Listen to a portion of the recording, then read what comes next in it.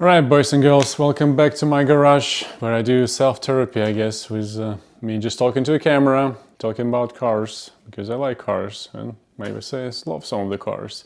And today we'll be touch basing again on the Mustang, the SCCA Spec Mustang I got not long ago. It's 2008 model, and it is fun to drive. I wanted to do a video after the first experience with the truck driving, but I had to do two in a row. Well, because the first one was kind of rigged by a lot of rain, and well, I had old tires and a lot of rain, and I had alignment all messed up. And as I found out on this first session, I didn't really have good brakes, because the guys from the Powernation, the shop that did all the work on this Mustang, they did a great job, but they prepared the car for the autocross, not really the truck. So the one thing they didn't do, they didn't put the big brakes in the front, which again, I kind of, coming from, I think 116 is how fast I get to on the straight we have, coming back from this to 40 miles per hour in the shortest possible distance. Yeah, I definitely felt like I need more brakes there, because I didn't feel like it's braking enough. But I got it now. So the first session was the old brake, old tires, no alignment. Second session, I had everything done pretty much. I had the new tires all over, which was a whole, kind of adventure to put those tires on, because they had some secrets, the lock nuts, which I had no clue, and the guys unfortunately didn't have a key with the car, like the special secret key, and the socket, sorry, not the key, the socket.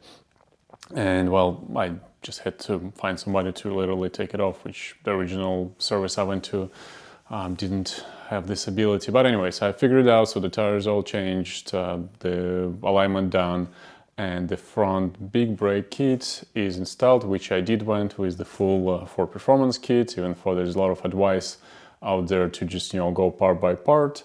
I don't know, I just didn't feel like going part by part. I felt, this is like really good put together kit, and I didn't want to experiment. I saw there's some guys saying you can find almost the same as the Brembo brakes, but not Brembo. This is something I would not experiment with, because yeah, I'll work with a lot of suppliers in my my job, kind of daily job, and I know that you can do things really imitate and look something else, but it doesn't mean that it's reliable and safe as it is. So I knew Brembo from my childhood, and I just decided that even if it's more expensive, maybe I am saving on my health.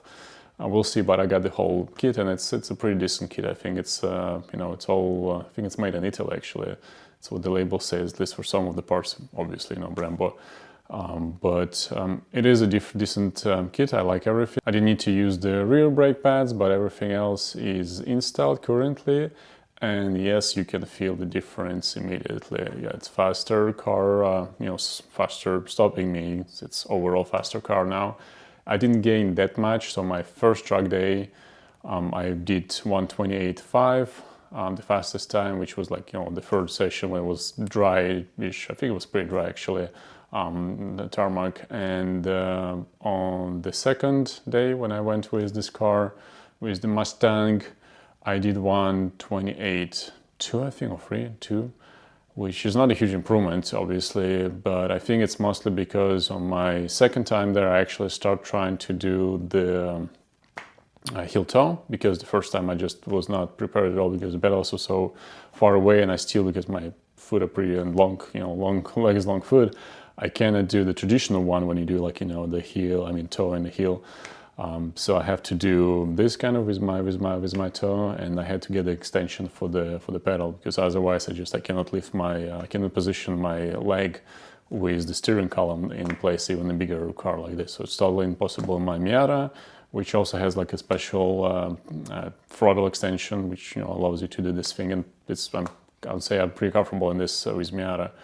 I'm still trying to dial this in with the Mustang, so I think this is the main reason why this is just a small improvement there in time.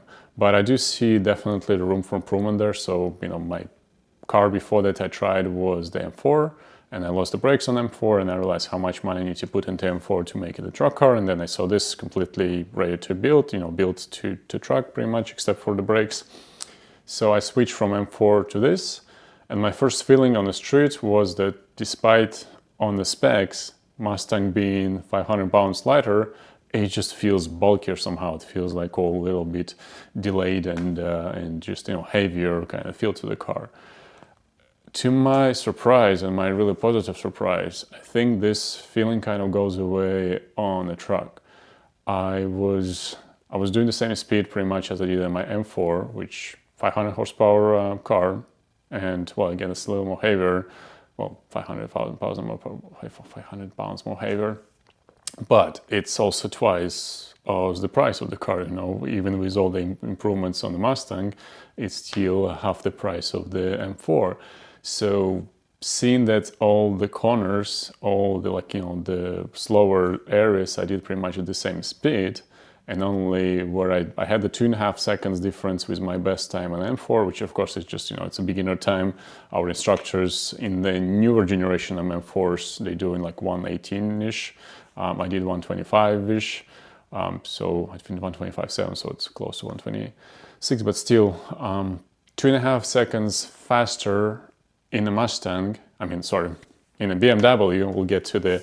We'll get to Mustang at some point with a faster time, but 2.5 seconds difference. What I saw side by side, comparing my data, which you get from Race Chrono, the app I really like, with the draggy device I was using.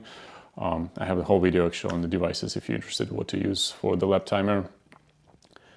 I have the same speed everywhere except the 2.5 straight outside. There's two, like this shorter straight, there's long straight, and there's like one point where it's kind of straightish.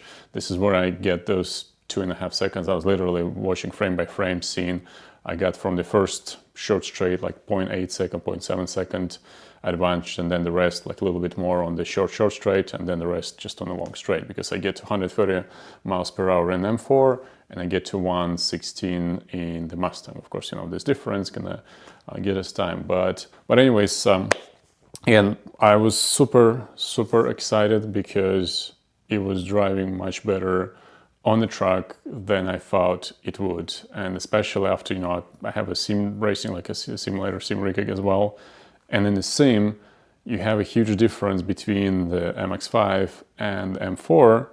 And yes, M4 is like, you can feel it through the sim, you know, it's much heavier and everything, kind of, you know, it's a different car to drive. And compared to M4, the Mustang in the sim is even heavier, it's harder to drive, it's just not as responsive, it's not doing what you want most of the time. I was ready for much worse after this experience in real life, you know, after experience on the sim, I was ready for much worse in real life. And it wasn't like that, you know. I was surprised that it's actually turns most of the time when you want to turn it, at least at the speeds I'm operating right now. It's pretty predictable. There's, of course, there's some understeer and some oversteer, but it's in predictable and I would say controllable amount. And you know, I'm really enjoying my purchase. I think it was the right call for sure to fight for this car and get it from the action. And yeah, I mean, so far as everything's going well. I'll probably have to change the seats and the harness. Well, the seats, because I guess it was made for some different kind of Mustang guys, which, you know, I almost like, I think I have 4 inches or so of space on the side, which, you know, it was the biggest problem in my BMW. That's why I wanted to upgrade. I needed to be more strapped in, because when I'm turning, you know, turning fast, I'm fighting more of like positioning myself in the car rather than keeping the car on the road itself. So I need to focus on the car, but I have to focus on where I can put my foot, so I'm not, you know, going too far on the side. It's not as bad in the Mustang, but it's still pretty bad because I have a lot of movement to the sides, you know, in this seat. So I definitely will have to figure it out. There's inserts you can put in the seat, but it's like twice the price than the replacement seat. So I'll just have to, you know, make sure everything's correct, measure it, and just replace the driver's seat, I guess, with something that will fit me better. And also the harness. I mean, this is my first experience with, I mean, it's my second harness. My Miata harness is a different system, and that's the first one I ever had in the car. And this is the second one, so of course 2 different approaches, I guess, 2 different styles. I'm kind of scared of it because, well, it's not always easy to get yourself out of it. Sometimes you get stuck, and it like takes a lot of effort to get out. You know, if something in kind of high adrenaline situation, if I get in trouble, like I want to leave quickly, this might not be the best, you know, harness for me. And I have a friend who is actually, you'll see him commenting, well, you'll hear him commenting on the video. I'm gonna upload in the end the fast lap around the enclave, the Motor Enclave. Actually, that's where we go for the cars, for the truck. He never seen anything like this, and he's a pretty experienced guy. I mean, he's a Porsche Club instructor. You know, he's been doing it for many years, and it was just hilarious to watch him trying to lock into this system and trying to get out of it. Well, get out of it was easier for him, but locking in was quite an experience. So I'm considering changing the harness unless I get in love with it for some other reason before it expires. Well, after it expires, okay. But the seats, you know, I just must go. And I get lucky, I guess, with my Miata purchase to have the seat which really comfortable for me. It really holds me in place. So it's my size seat. This one, absolutely not. And then, you know, it also, like, speaking of Miata comparison to Ford, you know, I love my little Miata, which it's hard to call it even Miata. It's, you know, it's by title at least, it is Miata. But it has its own fun way of, you know, driving, being like really sharp around corners and, you know, all these things. But in a Mustang, you just get completely different experience with all the orchestra, you know, all this music behind you.